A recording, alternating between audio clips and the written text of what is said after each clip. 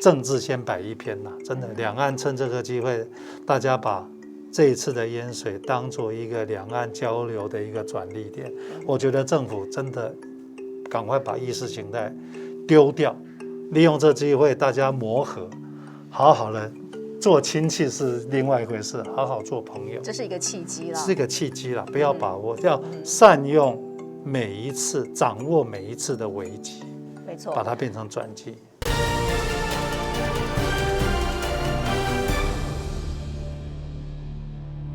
老师，我在你担任内政部长期间所做的防灾地图的这一块，其实印象非常的深刻，一直到现在都还适用，而且所有的里长把这个当成一个很重要防灾的一个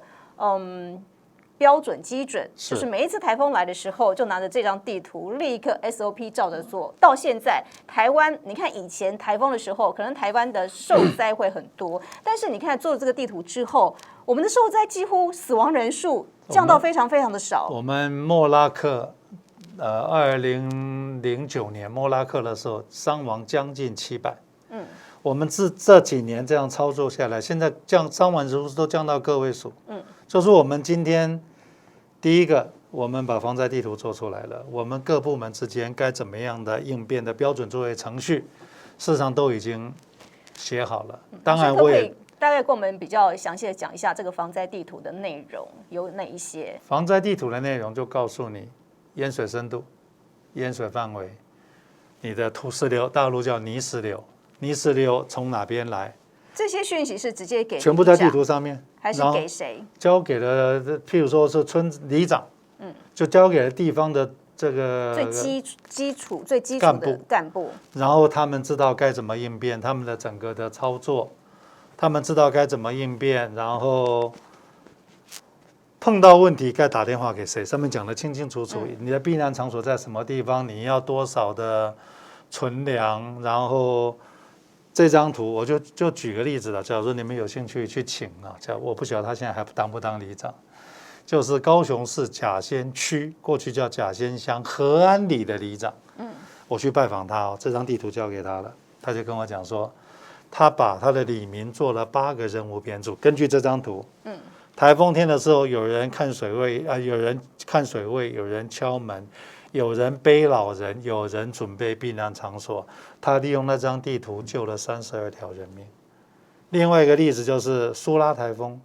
我在内政部的时候，我们本来预计台风会往台北来的，结果在半夜1点，台风转了一个90度的弯，从秀林撞进来，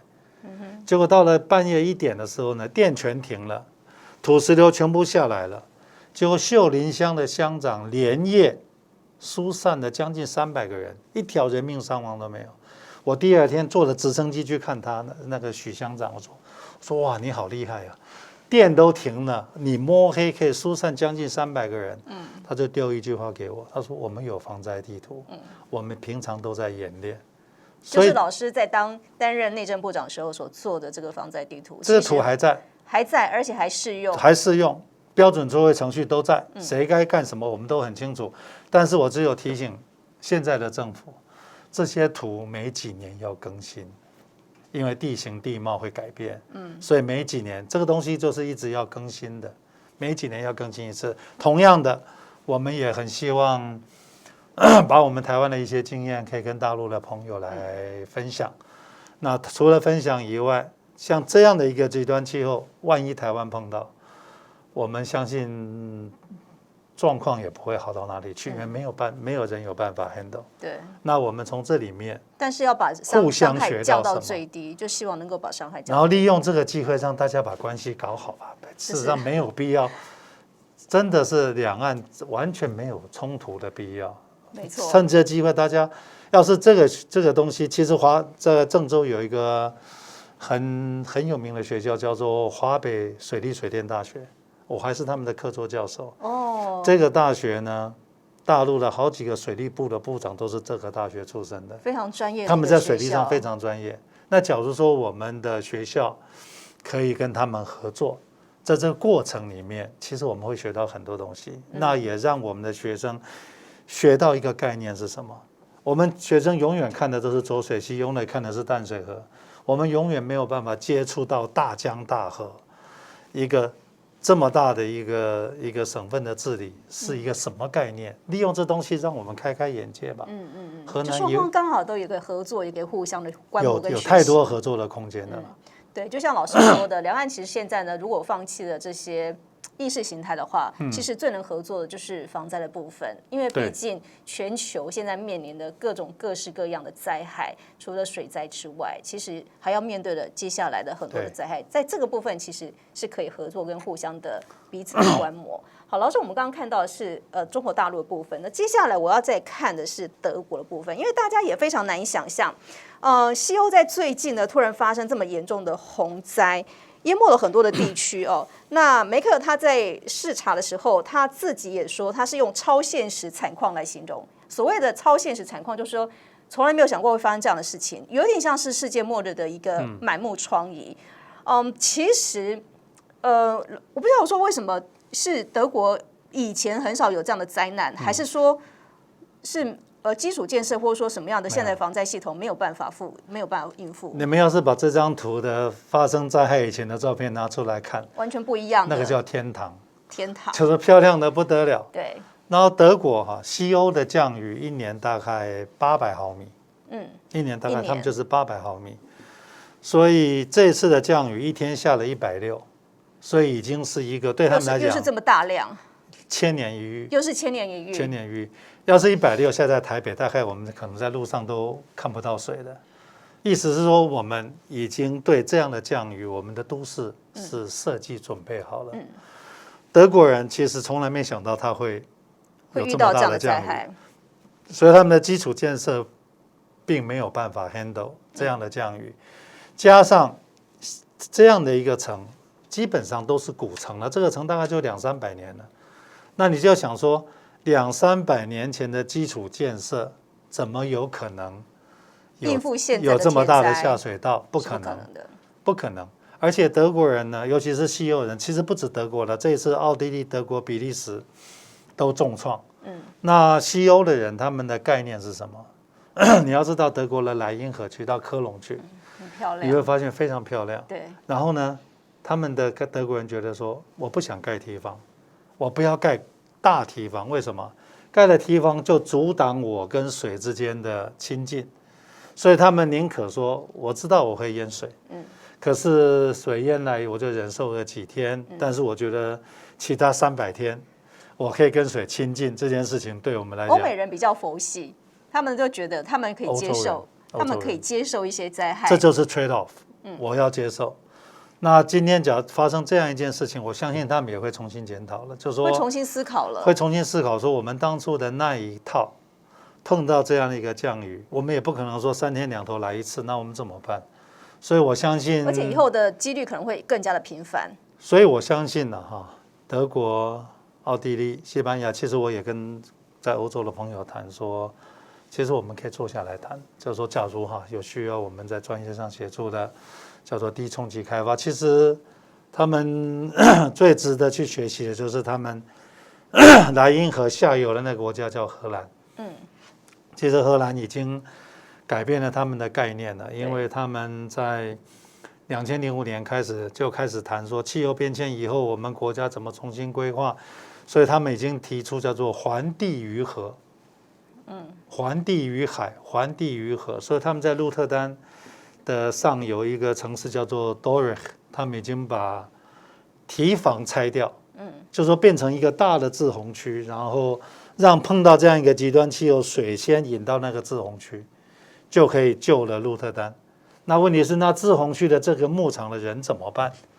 他就必须要去跟这些牧场的农民谈说呢，你有2个选择，你可以选择到荷兰的东边去，政府协助你搬过去，帮你安置好，这是第一个选择。第二个选择是你假如不想搬，我政府会帮你做2个小山丘，你的房子就盖在上面，然后就告诉你说呢，你非常可能1年会淹2次，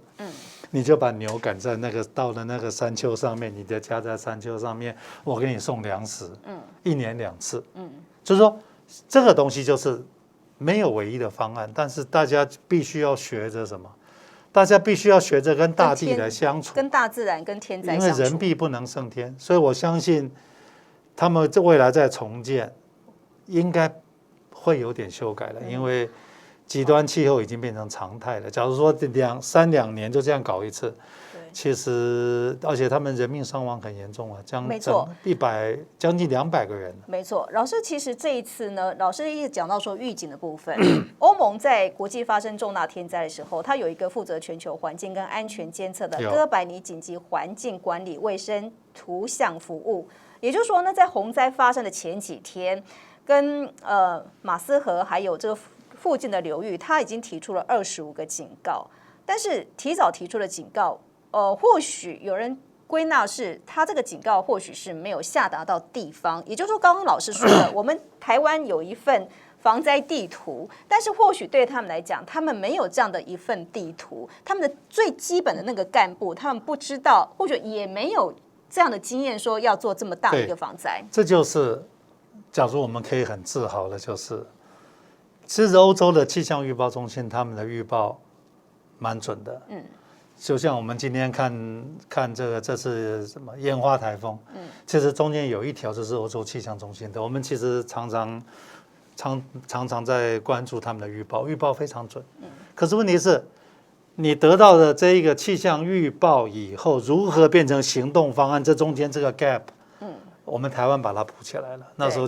时候其实我花了3年的时间呢，就是说中央气象局的预报如何变成防灾地图，变成防灾地图以后，如何变成我们的部队调动、消防队调动、搜救队调动的所有的行动方案。所以我觉得这一块其实是我们真的独门功夫了，花了好多年，真的也是。因为台湾从很早之前就经常在遭遇台风的袭击，对，所以我们有很多的经验，也累积了这些经验之后，做了一些规范跟因应的措施。其实我们也很想，其实我也跟欧洲的，尤其是荷兰人，跟欧洲的朋友讲说，这一块操作，我们很希望跟你们来分享。就是说你预报的很好，可是显然看起来，你的预报跟行动方案跟你的撤离中间是没有连接在一起的，有很大的距离的。这个就是我们可以跟人家分享，而且人家会很 appreciate， 因为一般讲预报讲学术交流很多，可是变成实际的行动方案跟执行是有距离的，看起来是有很大的距离，对，而且这里面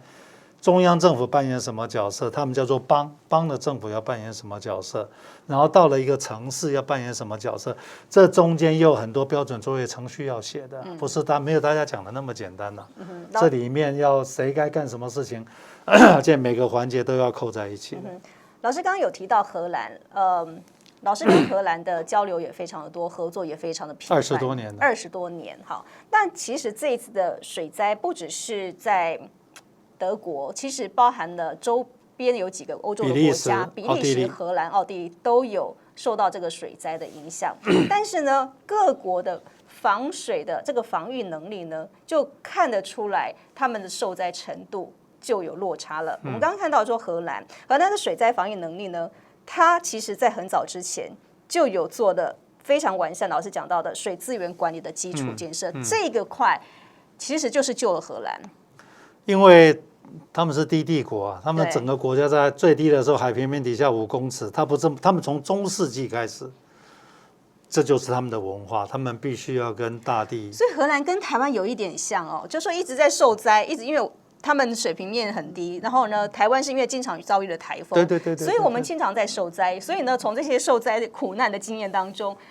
发展出了自己一套求生的方式。但是荷兰对这个还真帮不上忙，因为荷兰没有山地，所以其实这个基本上是山区的这个土石流。德国其实他们自己也有一套防洪的神器，就是他们也有一些地方，他们也盖了一些水坝，或者我看到了，那就是临时做出来的挡水堰。对，这个在德国可以，因为记得他们1年800毫米，这个在台湾绝对不行，台湾绝对不行。第一个来不及，第二个你平常临时要做不可能，第三个挡不了台湾的台风。台湾有没有这样的东西？有了，你们没注意，从来没用过而已了。在中山桥，中山桥其实我们当初讲中山桥是一个瓶颈，所以我们很害怕水要漫过中山桥，是有几率的哦。漫过来以后就会往中山北路两边走，所以我们在中山桥是有2个临时的围堰，但是平常就做好了，到时候真的发生的时候就把那个水门这样拉起来，就挡起来了。那个平常就做好了，因为我们碰到的洪水的规模，再加上台湾洪水来的速度，其实跟欧洲是不太一样的，我们的降雨形态也不一样。所以德国人有那一套我知道，但是在台湾绝不适用。我不希望大家看到说，你看德国人这么棒，我们台湾人也去学。我们有我们。但对于中国大陆用这一套可以吗？干旱地方有可能啦，但是我是觉得大陆今天我对他们的了解，他们对大江大河的治理，其实堤防啊什么都做的差不多了。那像这种事实上是比较山区河川，这个治理本来就相对困难，这其实是土石流了，这基本上这已经是土石流，都是土石流埋进来的，而且它的破坏力都是这个都是土石流。所以我相信，它因为土石流，它才有那么大的力道，那么大的破坏力，整个全部都破坏掉。所以老师对于防灾防汛的工法，是不是要在全世界每个地方是要因地制宜的？因为像有一些是山，有一些像比如说荷兰都是平面的海，那台湾又是个岛屿，所以基本上每个地方是要因地制宜。所以台湾最适合跟人家合作的地方是什么？我们有低地。800平方公里的地盘下陷区，就跟荷兰一样。我们有山地，我们过去的这个土石流，我们这个什么松鹤部落，这个重创，我们这个土石流的预警，我们花了牺牲多少人命，我们做出了这些东西，其实是很值得跟这些山区，像意大利啊、这个德国啊、奥地利啊，可以来分享了，加上我们的降雨远超过他们的降雨了，他们一天160，我们是2天1800，所以我们的经验其实可以跟他们分享。但是最重要的还不是这些技术问题，最重要的是各个不同的政府部门如何在这个状况下，从专业的知识变成行动方案，这才是我们过去在我们手上，尤其在我们执政的手上所写出来的一套标准作业程序，这个才是